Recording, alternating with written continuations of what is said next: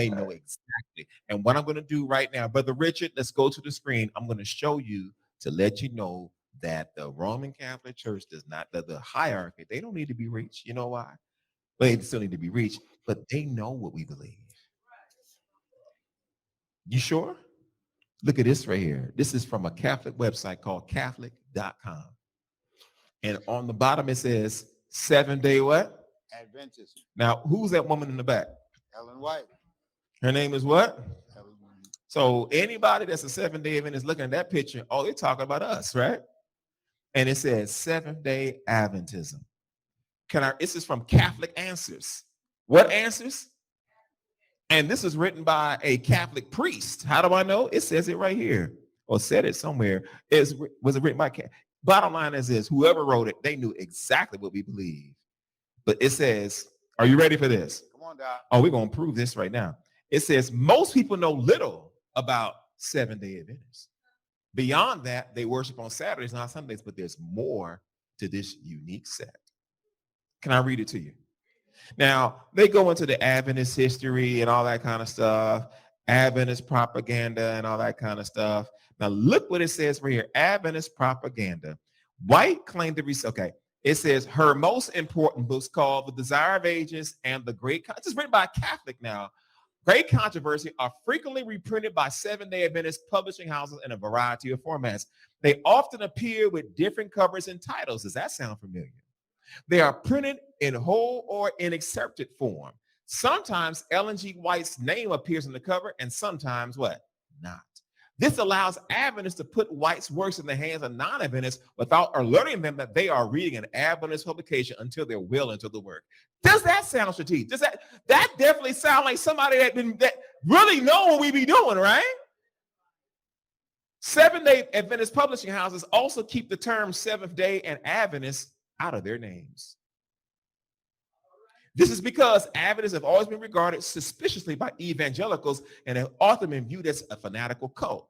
Many evangelical leaders have even asserted incorrectly that Seventh-Day Adventists are not Christians, even though they believe in the divinity of Christ and all that kind of stuff. All right. So we'll get to Catholic Answers in a minute. I don't want to talk about that, but he outright admits, and I've brought this up before, and Adventists have tried to argue with me on this. We don't do that. That's not true. Guys, come on. He outright admits that they purposely leave their organizational name and Ellen White's name off of materials to bamboozle people. Is this correct? You said it. You know what we be doing, right? Yeah. It's factual. I mean, look at this, right? I just pointed this out earlier today off air, right? This is America in Prophecy, right? Stop me when you see an author's name on here, like this. There's nowhere here. Here's the back, the spine, right? Here goes in focus.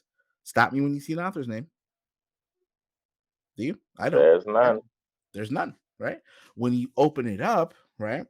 Then you see this, right? Then you see you don't see outside, right? And again, it's one of those things where it's like, oh, well, we're not trying to say anything different. People don't know who we are. Of course, people know who we are. If people knew who you were, why are you trying to throw out a billion of these? Like a billion with a B. Like, make it make sense, but whatever, just, y'all figure that part out. I'm not too bright here, I guess. But. EJ, any comments on that?